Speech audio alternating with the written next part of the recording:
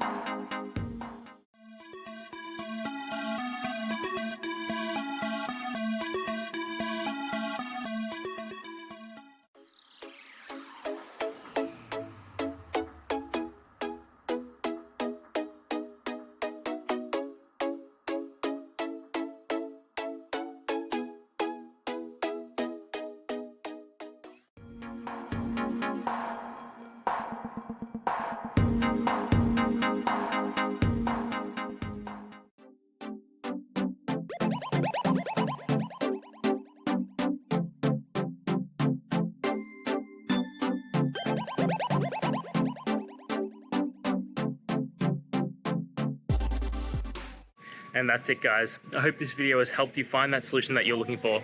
If it did, please hit the subscribe button. I'd really appreciate it. And until next time, I hope you have a good one. Cheers.